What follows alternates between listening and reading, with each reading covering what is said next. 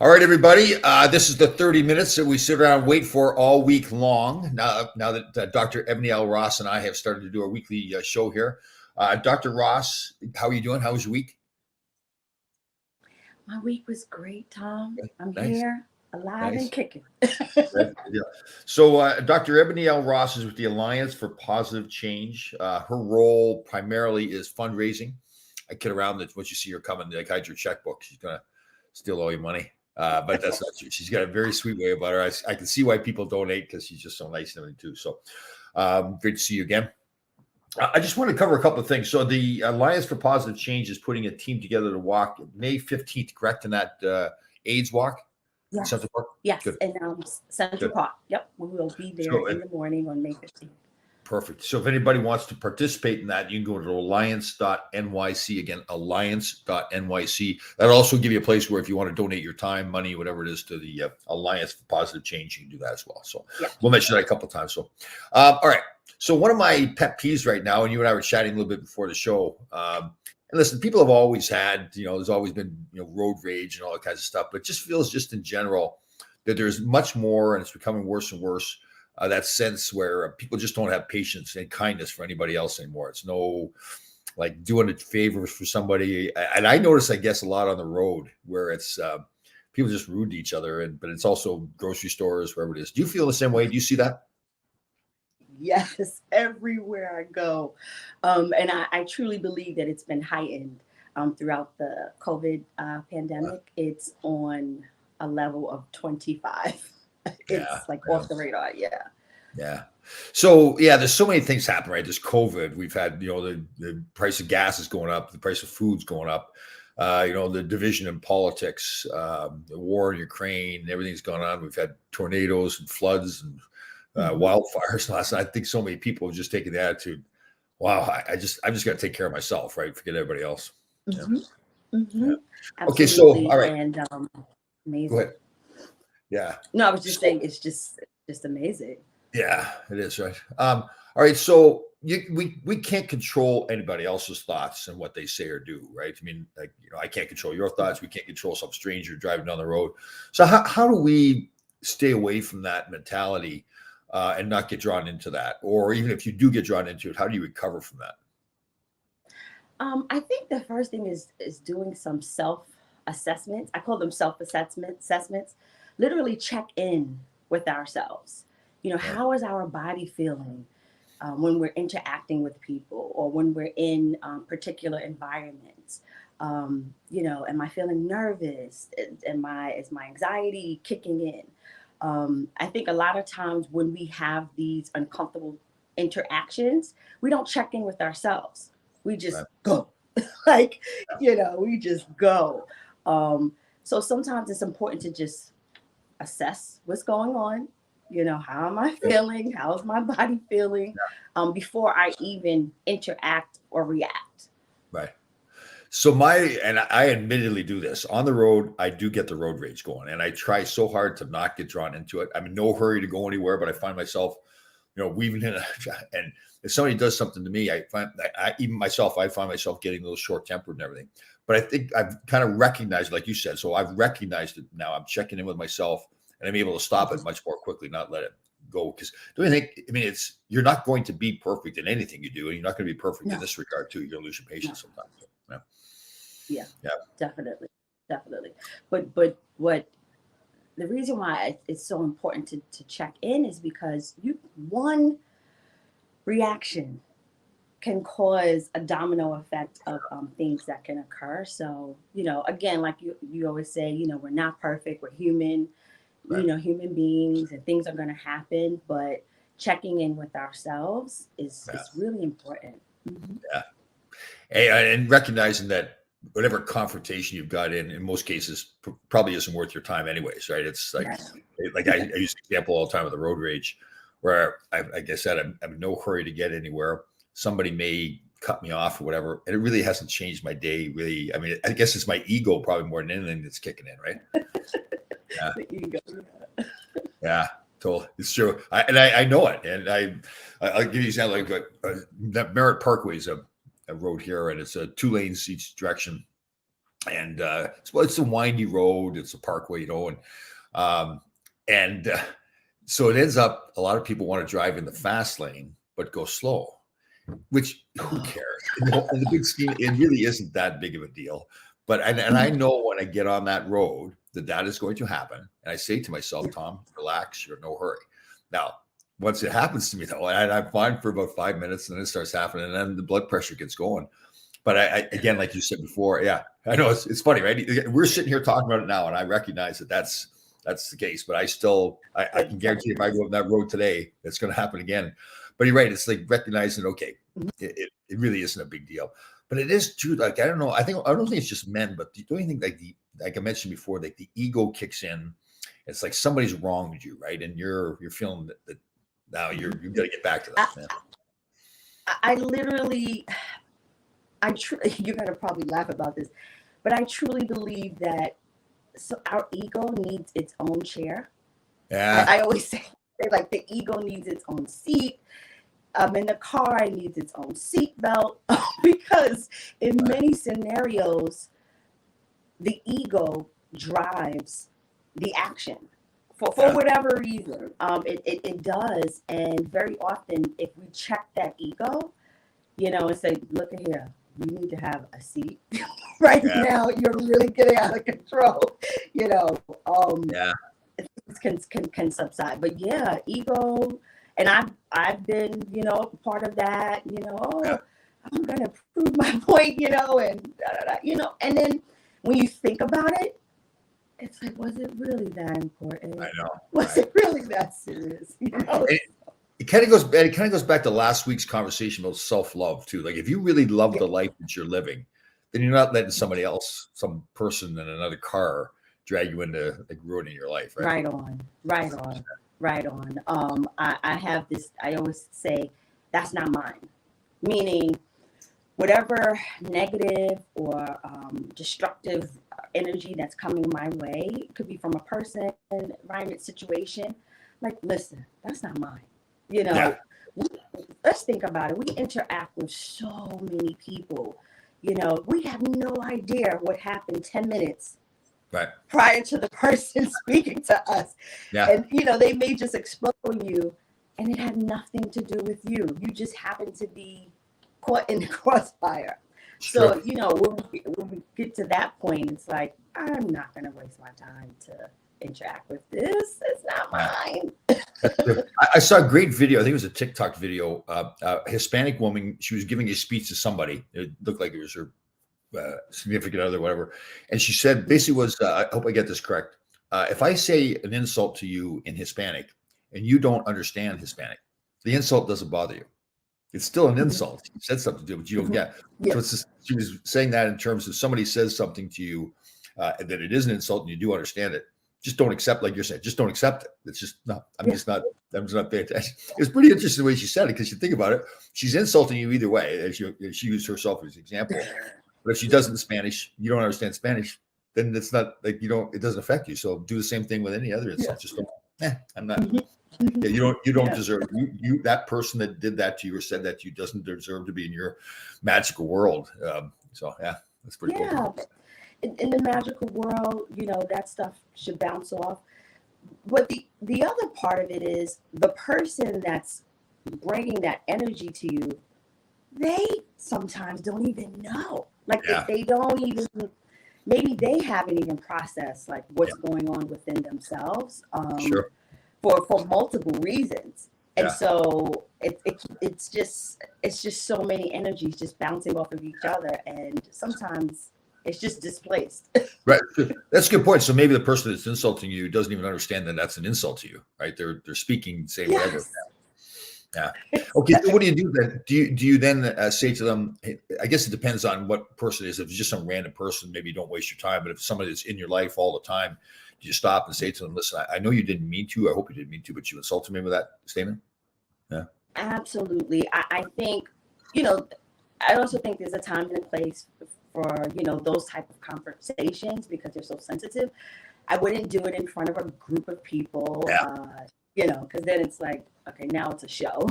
But if you have a good relationship, you've known this person for a long time, I think for the sake of the relationship, you know, take that person to the side and calmly, you know, because sometimes when we're heightened, calmly express to them, hey, listen, I'm not sure what happened before we had this conversation, but I just need you to know I was uncomfortable. You know, so what's going on? Let's talk, you know, let's talk about it. You know, and you're totally right. I agree with you 100%. I guess, and as you're talking, I'm sitting there thinking to myself, okay, so, and especially with men, and this is wrong. I mean, it's not limited to men, but I think men probably do it more than women. You're thinking to yourself, I'm going to sound like I'm whining, you know, I'm sounding like I'm complaining, you know, like it's like I'm supposed to be a man, like I'm supposed to be able to take everything, right? You know what I mean? I guess women do that as well, but I think it's more men. Yeah. Yeah, it's, you know, I mean, there are this stigma, you know, man's supposed to be like this, woman's supposed to be like this, but at the end of the day, we're human, you know, and I truly feel no matter what gender you are, everybody deserves their fair share, as I say, fair share in court. Like you deserve your opportunity to express, this is making me uncomfortable. Like I deserve that. And that, like you said earlier, has a lot to do with self-love. You know, like I love myself. That's true. Yeah, you're right. To say, I don't want to do this. Yeah. Yeah. Mm-hmm. So if you're a man and you thinking you're going to sound like you're whining, but if you've made your life like this magical life, you're saying, well, I'm confident enough in myself that I'm not whining. I'm not whining. I'm just expressing how I feel. Right. Yeah. Yeah. That's right. Very true. Good. Have you been, I hope you have, you've been paying attention to what's going on with the New York Rangers?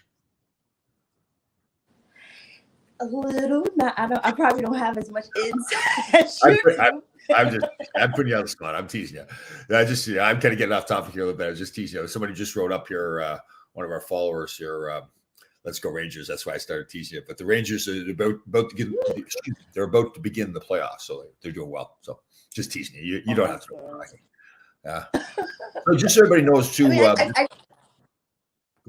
No, I was gonna say, when the first time I met you, I was like, I like figure skating. You're like, okay. Yeah. So we met at Chelsea Piers, probably about 2 months ago. There was an event for Ronald McDonald House to raise money. Fantastic event. And we, as the alumni players, we walk around with our jerseys on and everything else. So we obviously were sticking out. Everybody knows what we're doing. So Dr. Ross, we met there and we were chatting a little bit. And she clearly didn't know too much about hockey, so which is fine. There's no problem with that on a bit. All right. Again, just to be clear, because I think this is really important. Dr. Ross is with the Alliance for Positive Change. And again, you go to alliance.nyc. And that's also, now I talk about donating money or potentially signing up for the AIDS Walk on May 15th, which the Alliance has a team enrolled in. But it's also a place that if you feel like you need help in any way, and it's not just mental help yourself too. Like, is there other issues? Can people get financial help from the Alliance? Absolutely. We're not throwing checks at people, but substance use, mental health, displaced housing, because we have clients and people that are homeless, case management, and also people that have chronic conditions. So HIV and AIDS, Hep C. We since the COVID situation, we also do COVID testing, on-site COVID testing, HIV testing, Hep C testing. So come on down. So what's the concept then? It's a place where maybe certain groups of people feel more comfortable going to your group as opposed to, a regular hospital or calling the police or whatever. Is that the concept? Yeah. I mean, it's, if you're in an emergency situation, I would definitely say call 911. We're probably too far to get to you. But it is literally a one-stop shop for people to feel better, live better, and do better. The environment is very loving. We try to be very non-judgmental, no matter where you are, what position you're in your journey. We meet people where they're at. We really meet people where they're at, and we just try to be a listening ear, provide support. If we cannot help, we will refer you. like refer you to another situation, but Right. I have personally seen people's lives changed, like truly, truly changed, Right. where you have someone come in one way, and then after they receive services and they meet with a case manager and get the support that they need, Right. change, Right. total change. Yeah. And the office itself is in Midtown Manhattan. So we have 6 sites. Okay. I didn't know that. Yeah, Oh, 6 sites: Midtown, West 35th Street, Washington Heights, Lower East Side. We also have a housing facility in Pelham in the Bronx. oh, So we're spread across. Yeah. Mm-hmm. nice. Very good. That's good. So again, one more time, Alliance for Positive Change. You can go to alliance.nyc and you'll greet everybody at the door personally, right? Dr. Rostov, I'm kidding you. I know. Yeah. I have security said, Tom, Yeah. sent some folks. They want you to come down. Okay. Yeah. If you saw me coming, you probably locked the doors. You saw me coming, so I understand now. I'm kidding. No. I'm kidding. Like, come on, Easy. Tom, come on. So again, our topic of the day is looks like it's getting worse and worse all the time. Other people's treatment of other people, lack of patience doesn't mean we're not trying to say that the people that are acting that way are bad people. It's just there's been so much going on with the pandemic, being locked down, the masks, no masks, the division amongst politicians, the war in Ukraine. One thing I highly recommend, and I know it's not totally always possible, is try to stop watching the news so much. All the stuff that's, again, I know, it's entertainment as well. But one of the things I've learned, and I did another podcast I spoke about, I had this wonderful person, Allison Krug, and she is an epidemiologist. So obviously has to do a lot of studying. And she talked a lot about the pandemic and the virus and everything. And really, it was interesting listening to her from the scientific point of view that she to really do your own research instead of just watching the news all the time and listening to what they're saying or somebody else's opinion. With the internet out there's so many sources on all topics to go get things. And again, just don't go online and listen to one person's writings or read one person's writing. Research, take your time and research. That was very interesting. So, absolutely. And sensory overload is real. It is real. Constantly being overloaded and bombarded with tons and tons of information, it can cause issues. So I'm in agreement with you. Like just all the news, like just constant. Right. Sometimes just turn off the TV. Like just take a step back and really check in with yourself. Because you're really not missing that. I say this to people all the time. I've kind of evolved I live in thoroughly blissful ignorance, I call it. So I'm very happy to not know what's going on. Some people tell me, I had a friend of mine tell me about the Johnny Depp trial that I guess is going on, him and his sister or wife, or whatever the trial is. And I go, listen, I don't know and I don't care. Because this person that was talking to me about it was all bent out of shape about this. It's awful, this trial. And I go, what? Like, it just doesn't have anything to do with you. It's two people happen to be famous or going through a trial that happens hundreds of thousands of times, every year in the United States, and it's become a news story. And that the news, the news too is like I even watch, let's say the Weather Channel is a big storm coming, or let's say it's going to get cold one day. Well, it used to be that it's getting cold. Now they call it a polar vortex. It's got a name now, right? So to make it seem like there's this bigger deal. And I understand why they're doing it. The Weather Channel, like everybody else, has to make money. So they have to sell advertising. So if they make this big event, like the polar vortex, so now we have to get reports on it. So again, it's not like somebody's doing something wrong. It's just that we get drawn into that trap all the time too.